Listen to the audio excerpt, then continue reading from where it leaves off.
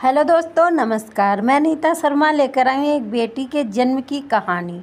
एक घर में एक बेटी ने जन्म लिया। जन्म होते ही माँ का स्वर्गवास हो गया। बाप ने बेटी को गले से लगा लिया। रिश्तेदारों ने लड़की के जन्म से ही ताने मारने शुरू कर दिए कि पैदा होते ही माँ को खा गई।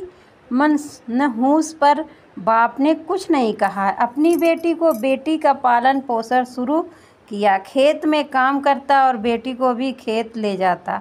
काम भी करता और भागकर बेटी को भी संभालता।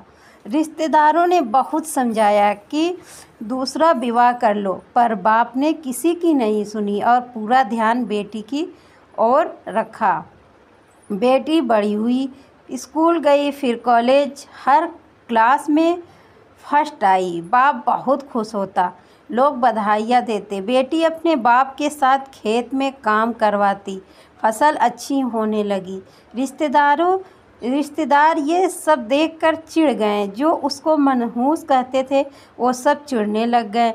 लड़की एक दिन अच्छा पढ़ लिख कर पुलिस में एसपी बन गई। एक दिन किसी मंत्री ने उसको सम्मानित करने का फैसला किया और समागम का बंदोबस्त करने के आदेश दिए। समागम उनके ही गांव में रखा गया। मंत्री ने समागम में लोगों को समझाया कि बेटा बेटी में फ़र्क नहीं करना चाहिए। बेटी भी वो सब कर सकती है जो बेटा कर सकता है। भाषण के बाद मंत्री ने लड़की को स्टेज पर बुलाया और कुछ कहने को कहा।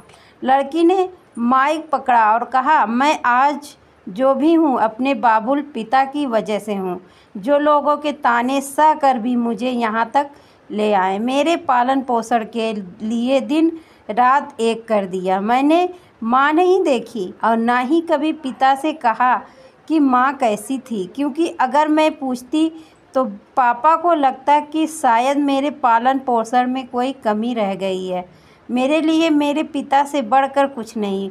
पापा सामने लोगों में बैठकर आंसू बहा रहा था। बेटी की भी बोलते बोलते आंखें भर आई। उसने मंत्री से पिता को स्टेज पर बुलाने की अनुमति ली।